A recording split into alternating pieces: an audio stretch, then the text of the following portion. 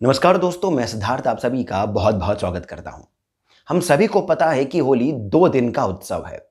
कुछ कुछ जगहों पर ये 1 महीना भी खेली जाती है, परंतु मूलतः ये केवल 2 दिन का ही उत्सव है, जिसमें एक होता है धुलेंडी, बड़ी होली, रंगोत्सव, और उसी के एक दिन पहले होता है होलिका दहन। अब होलिका दहन के बारे में भी एक बहुत ही प्रचलित कथा है जो हम सभी को पता है कि कैसे एक राक्षस था हिरण्यकश्यप और उसका एक पुत्र था जो राक्षस होते हुए भी भगवान विष्णु का अनन्य भक्त था, और हिरण्यकश्यप किस प्रकार प्रहलाद को मारने की चेष्टा करता था और उसे जहर दे करके, सांपों से कटवा करके और अन्य कितनी तरह के प्रकारों से मारने की कोशिश करता है, परंतु ऐसा हो नहीं पाता है और अंत में भगवान विष्णु ही नरसिंह अवतार लेकर के हिरण्यकश्यप का वध करते हैं।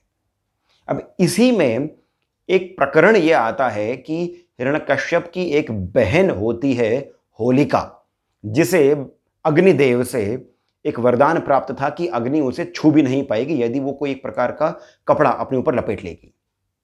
और फिर बाद में वो प्रहलाद को लेकर के बैठती है, परंतु भगवान की कृपा से प्रहलाद बच जाते हैं और होलिका भस्म हो जाती है।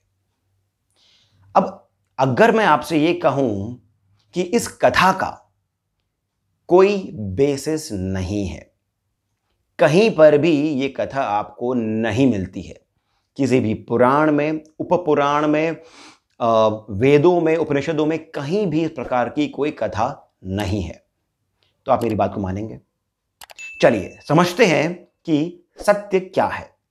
सत्य ये है कि इस कथा का भागवत पुराण में, विष्णु पुराण में, किसी भी अन्य पुराण में कोई उल्लेख नहीं है।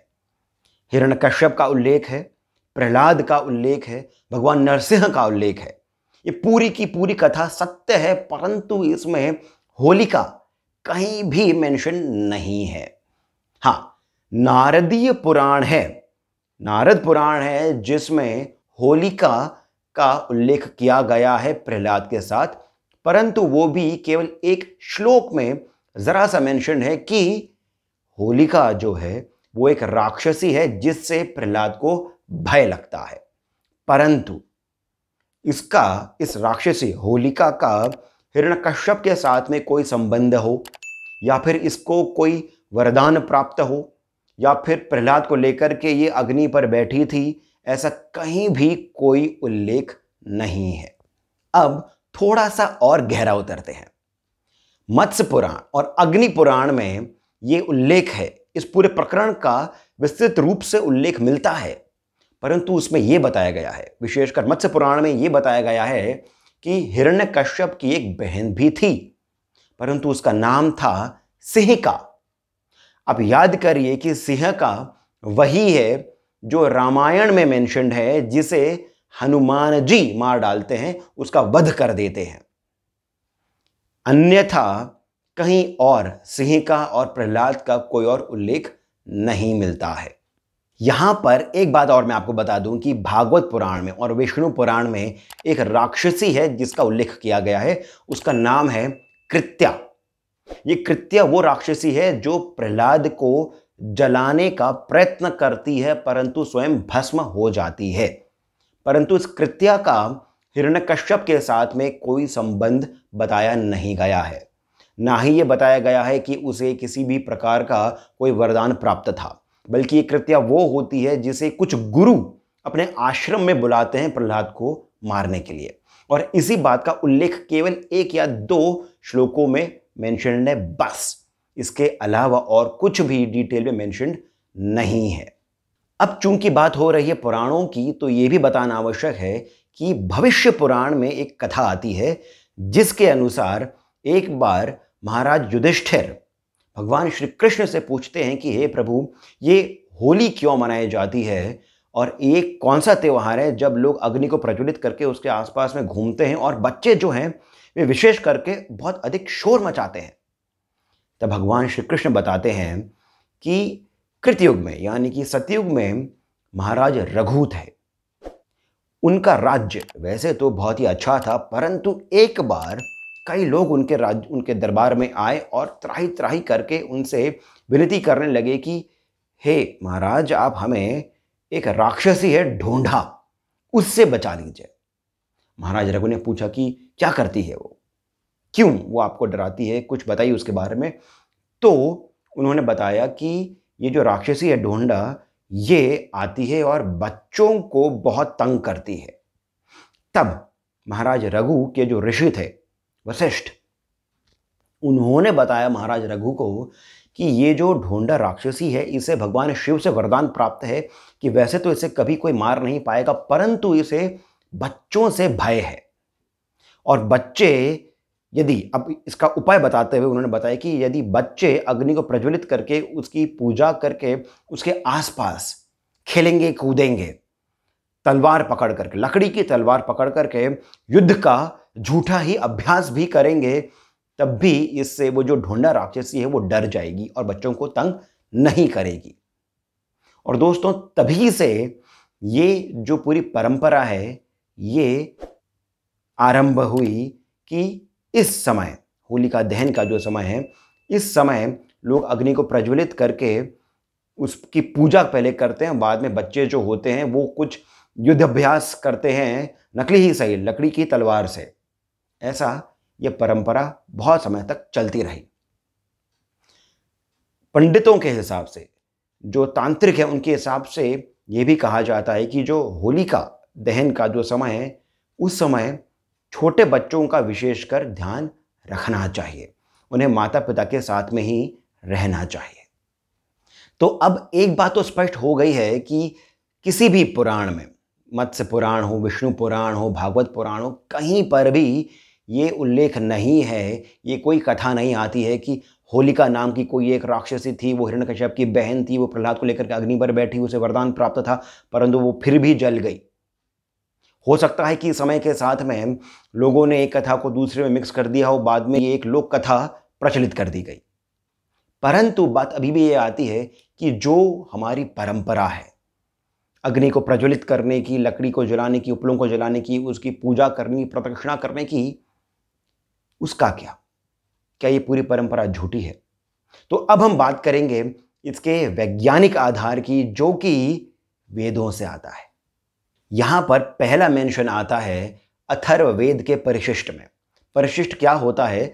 जो मेन टेक्स्ट में, मेन ग्रंथ में जो बातें नहीं कही गई हैं उसका संक्षिप्त में वर्णन कर दिया जाता है, एक एक दो श्लोकों में, उसे परिशिष्ट कहते हैं। सभी वेदों में अथर्ववेद का जो परिशिष्ट है वो सबसे लंबा है। उस ही में एक ही श्लोक में आता है कि फाल्गुन की पूर्णिमा को होलिका मनाया जाता है, होलिका जलाया जाता है। अब जो ये शब्द है होलिका, ये आता है हु धातु से।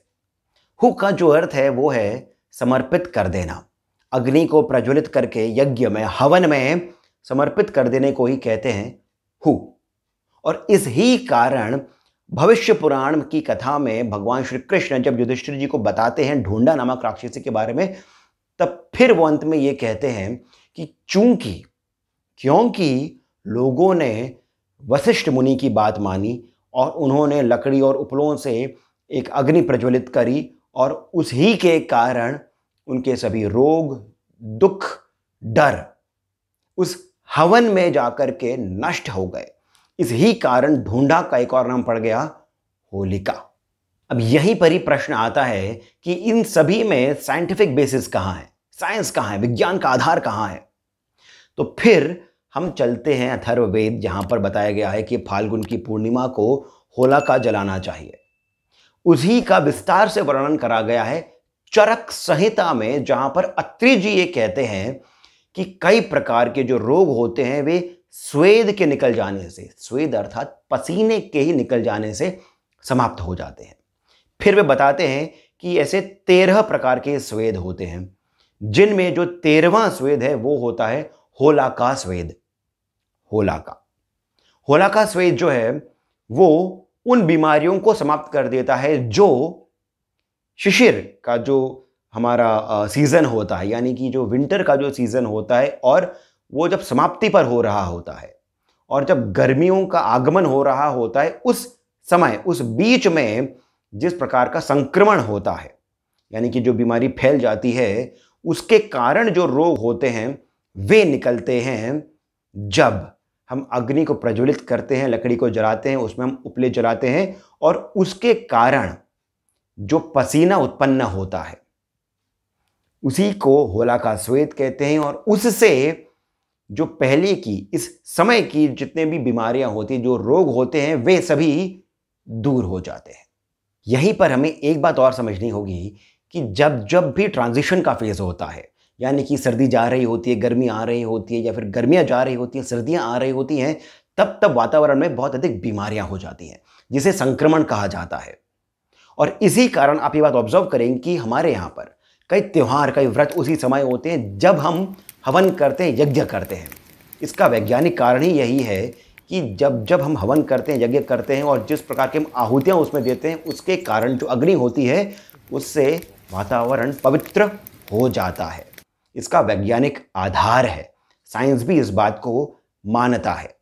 इसका एक आध्यात्मिक रूप जो है वो भी है, वो ये है कि जब जब ट्रांजिशन होता है तब तब ऊर्जाएं जो होती हैं, जो कॉस्मिक ऊर्जाएं होती हैं, वो बहुत अधिक बढ़ जाती है।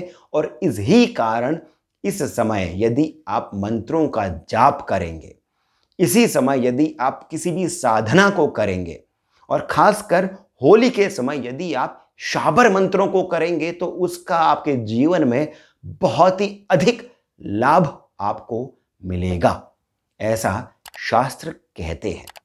तो दोस्तों, आशा करता हूं कि आपको ये वीडियो अच्छा लगा होगा। जो तथ्य मैंने आपके सामने रखे हैं उससे आपको हमारे सनातन धर्म पर, हमारे जो ऋषि मुनि हैं, उनकी जो वैज्ञानिक दृष्टि थी, उनकी जो वैज्ञानिक सोच थी और जो उनका वैज्ञानिक अनुसंधान था, उस पर आपको और अधिक भरोसा हुआ होगा। इस वीडियो को आप जितना हो सके शेयर करें और खासकर इसे बच्चों को दिखाएं, ताकि हमारी जो परंपरा है और परंपराओं के पीछे का जो साइंटिफिक बेसिस है वो उनको पता चल सके।